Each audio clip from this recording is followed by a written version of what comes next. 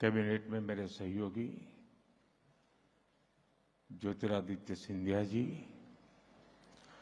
राज्य मंत्री चंद्रशेखर पेम्मासानी जी, विभिन्न राज्यों के प्रतिनिधि, विदेशों से आए हमारे अतिथि, टेलीकॉम सेक्टर से जुड़े सभी महानुभाव, यहाँ उपस्थित विभिन्न कॉलेजों से आए मेरे युवा साथी, देवी और सज्जनों, इंडिया मोबाइल कांग्रेस के इस खास एडिशन में मैं आप सभी अतिथियों का अभिनंदन करता हूं। अभी हमारे बहुत सारे स्टार्टअप्स ने कई महत्वपूर्ण विषयों पर अपने प्रेजेंटेशन दिए हैं। Financial fraud prevention, quantum communication, 6G, optical communication, semiconductors, ऐसे महत्वपूर्ण विषयों पर प्रेजेंटेशन को देखकर ये विश्वास गहरा होता है कि भारत का तकनीकी भविष्य सक्षम हाथों में है।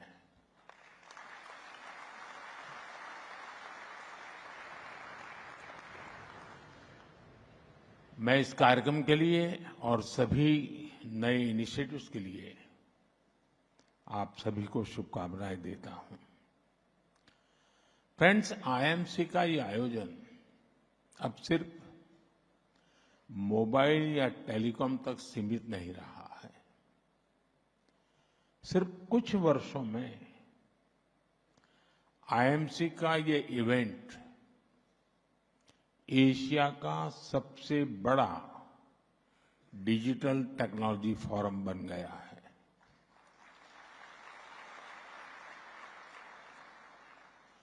साथियों, आईएमसी की ये सक्सेस स्टोरी कैसे लिखी गई, इसे किसने ड्राइव किया है? साथियों, इस सक्सेस स्टोरी को लिखा है भारत के टेक सेवी माइंडसेट ने। इसे लीड किया है हमारे युवाओं ने, भारत के टैलेंट ने। इसे गति दी है हमारे इनोवेटर्स ने, हमारे स्टार्टअप्स ने। और इसलिए ये मुमकिन हो पाया है क्योंकि आज सरकार देश की प्रतिभा और क्षमता के साथ पूरी ताकत से खड़ी है। Telecom technology development fund, digital communications innovation square, इन स्कीम के जरिए हम हमारे स्टार्टअप्स को फंड्स उपलब्ध करवा रहे हैं। 5G, 6G, advance optical communications और टेराहर्ट्ज, इन टेक्नोलॉजीज में टेस्ट बेड्स के लिए सरकार फाइनेंस कर रही है ताकि हमारे स्टार्टअप्स अपने प्रोडक्ट्स बिल्ड कर पाए। हम स्टार्टअप्स और देश के प्रीमियर रिसर्च इंस्टीट्यूट्स के बीच पार्टनरशिप को फैसिलिटेट कर रहे हैं। आज सरकार की मदद से इंडियन इंडस्ट्री, स्टार्टअप्स और एकेडमिया कई क्षेत्रों में मिलकर काम कर रहे हैं। इंडिजीनियस टेक्नोलॉजीज का डेवलपमेंट और स्केलिंग हो, R&D के जरिए इंटेलेक्चुअल प्रॉपर्टी क्रिएट करना हो, ग्लोबल स्टैंडर्ड्स के डेवलपमेंट में कंट्रीब्यूट करना हो, भारत हर आयाम में आगे बढ़ रहा है। इन्हीं प्रयासों का परिणाम है कि आज भारत एक इफेक्टिव प्लेटफॉर्म बनकर उभरा है। साथियों, इंडिया मोबाइल कांग्रेस और टेलीकॉम सेक्टर में भारत की सफलता आत्मनिर्भर भारत के विजन की ताकत को बताता है। आप याद करिए, मैंने जब मेक इन इंडिया की बात कही थी तो कुछ लोग कैसे इसका मजाक उड़ाते थे। शक संदेह में जीने वाले लोग कहते थे कि भारत टेक्नोलॉजिकली एडवांस चीजें कैसे बनाएगा, क्योंकि उनके दौर में नई टेक्नोलॉजी को भारत तक आने में कई दशक लग जाते थे। देश ने उसका जवाब दिया। जो देश कभी 2G को लेकर स्ट्रगल करता था, आज उसी देश के लगभग हर जिले में 5G पहुंच चुका है।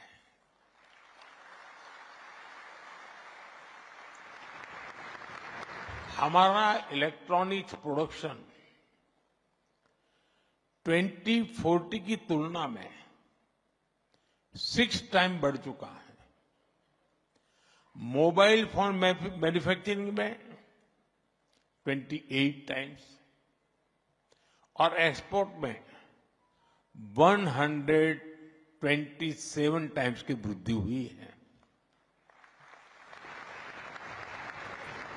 पिछले एक दशक में मोबाइल फोन मैन्युफैक्चरिंग सेक्टर ने लाखों डायरेक्ट जॉब्स क्रिएट की हैं। अभी हाल ही में एक बड़ी स्मार्टफोन कंपनी का डेटा सामने आया है।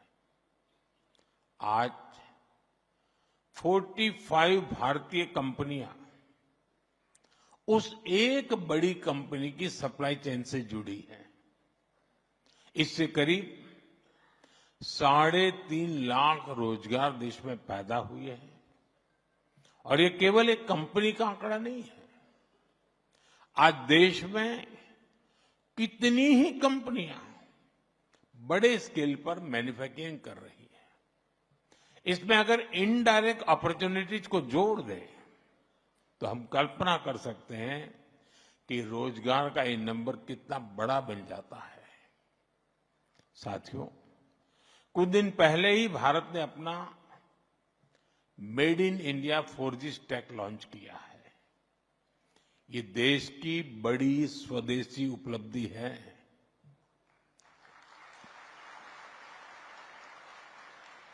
अब भारत दुनिया के उन 5 देशों की लिस्ट में आ गया है जिनके पास ये सामर्थ्य है।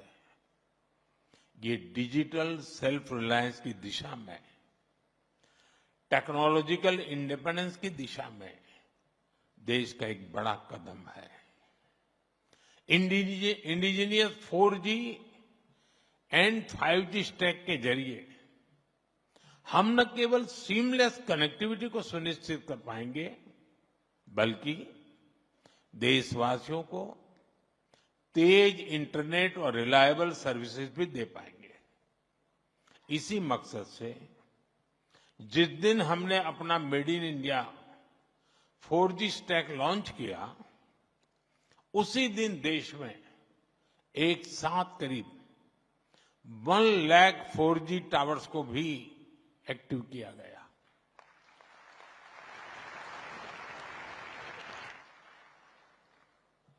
दुनिया के कुछ देशों को 1 लाख टावर की बात करते हैं तो भी उनको अजूबा लगता है।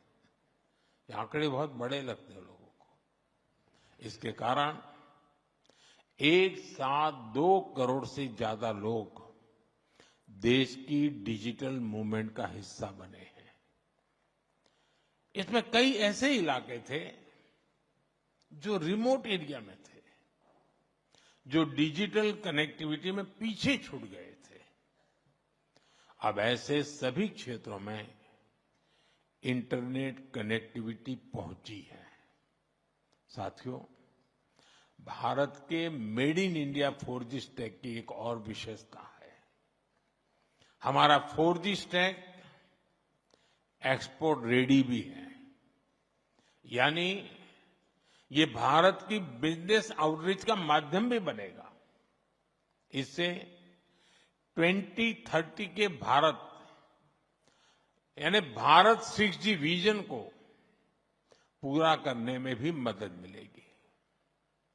साथियों, 10 सालों में भारत की टेक्नोलॉजी रिवॉल्यूशन बहुत तेजी से आगे बढ़ी है और स्पीड और स्केल को मैच करने के लिए बहुत लंबे समय से एक मजबूत लीगल और मॉडर्न पॉलिसी फाउंडेशन की जरूरत महसूस हो रही थी।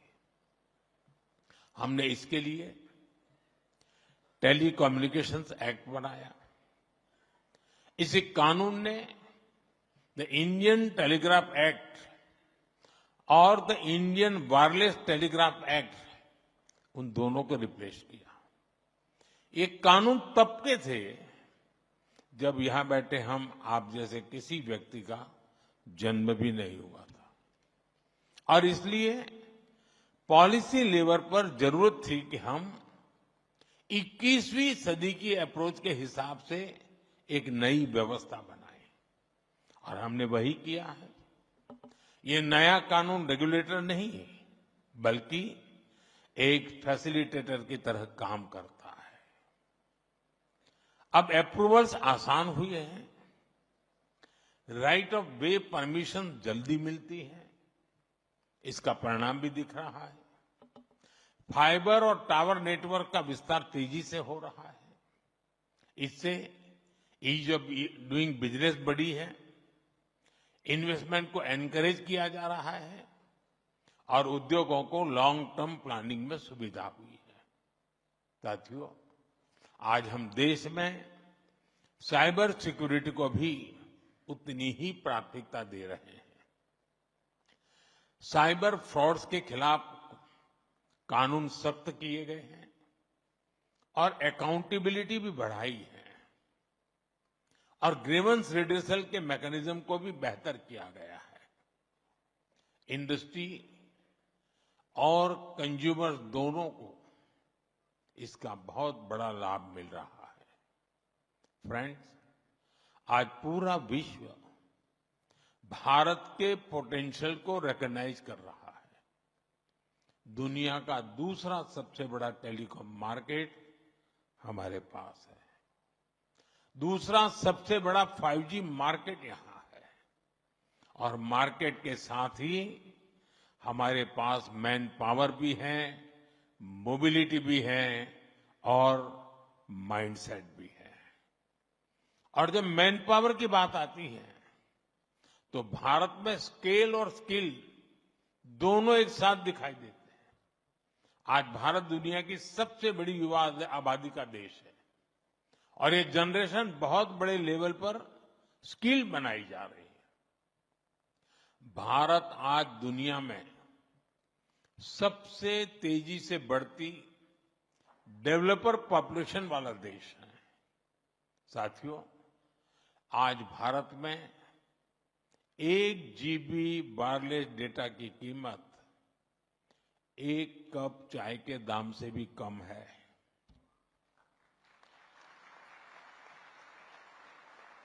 चाय का उदाहरण देना मेरी आदत है।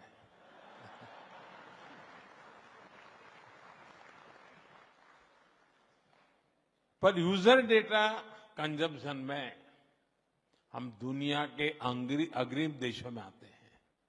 इसका अर्थ है कि भारत में डिजिटल कनेक्टिविटी अब कोई प्रिविलेज या लग्जरी नहीं है। ये भारतीयों के जीवन का एक अटूट हिस्सा है। साथियों, इंडस्ट्री और इन्वेस्टमेंट को बढ़ाने के माइंडसेट में भी भारत सबसे आगे दिखता है। भारत का डेमोक्रेटिक सेटअप, सरकार की वेलकमिंग अप्रोच और ईज ऑफ डूइंग बिजनेस की पॉलिसीज, इनसे भारत की पहचान एक इन्वेस्टर फ्रेंडली डेस्टिनेशन के रूप में बनी है।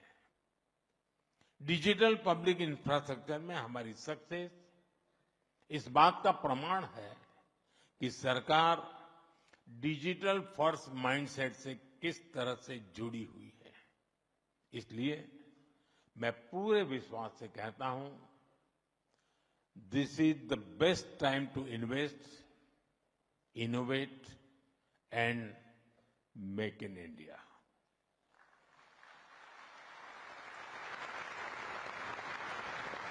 मैन्युफैक्चरिंग से सेमीकंडक्टर्स तक, मोबाइल से इलेक्ट्रॉनिक्स और स्टार्टअप तक, हर एक फील्ड में भारत में ढेर सारी संभावनाएं हैं, ढेर सारी एनर्जी है। साथियों, कुछ सप्ताह पहले ही 15 अगस्त को मैंने लाल किले से घोषणा की है कि ये साल बड़े बदलावों का, बड़े रिफॉर्म्स का साल है। हम रिफॉर्म्स की गति बढ़ा रहे हैं और इसलिए हमारी इंडस्ट्री का, हमारे इनोवेटर्स का दायित्व भी बढ़ रहा है और इसमें बहुत बड़ी भूमिका हमारे स्टार्टअप्स की है। हमारे यंग इनोवेटर्स भी हैं। अपनी स्पीड से, अपनी रिस्क टेकिंग एबिलिटी से स्टार्टअप्स नए रास्ते, नए अवसर बना रहे हैं और इसलिए मुझे देखकर खुशी है कि आईएमसी ने भी इस साल 500 से ज्यादा स्टार्टअप्स को बुलाकर उन्हें इन्वेस्टर्स और ग्लोबल मेंटर्स के साथ जुड़ने का मौका दिया है। साथियों, इस सेक्टर की ग्रोथ में हमारे एस्टैब्लिश प्लेयर्स का रोल लगातार बढ़ रहा है। ये प्लेयर्स देश की इकोनॉमी को आगे बढ़ाने के लिए स्टेबिलिटी, स्केल और डायरेक्शन देते हैं। उनके पास रिसर्च और डेवलपमेंट की कैपेबिलिटीज है और इसलिए हमें स्टार्टअप की स्पीड और एस्टैब्लिश प्लेयर्स की स्केल दोनों से पावर मिलेगी। साथियों, हमारी इंडस्ट्री से जुड़े ऐसे कई विषय हैं जिन पर स्टार्टअप्स के युवा, हमारी academia, research institute, research community और पॉलिसी मेकर्स सबको मिलकर के काम करने की जरूरत है। आईएमसी जैसा प्लेटफॉर्म ऐसे संवाद शुरू करने में उपयोगी हो तो शायद लाभ हमारा अनेक गुना बढ़ जाएगा। साथियों, हमें देखना होगा कि ग्लोबल सप्लाई चेन में कहां रुकावटें आ रही हैं। मोबाइल, टेलीकॉम, इलेक्ट्रॉनिक्स और पूरे टेक्नोलॉजी इकोसिस्टम में जहां भी ग्लोबल बॉटलनेक्स हैं, वहां भारत के पास दुनिया को सॉल्यूशन देने का मौका है। उदाहरण के लिए हमने पहचान की सेमीकंडक्टर मैन्युफैक्चरिंग की कैपेसिटी अब कुछ गिने चुने देशों तक सीमित थी और पूरी दुनिया डाइवर्सिफिकेशन चाहती थी। आज भारत ने इस दिशा में महत्वपूर्ण कदम उठाया है। भारत में 10 सेमीकंडक्टर मैन्युफैक्चरिंग यूनिट्स पर काम हो रहा है।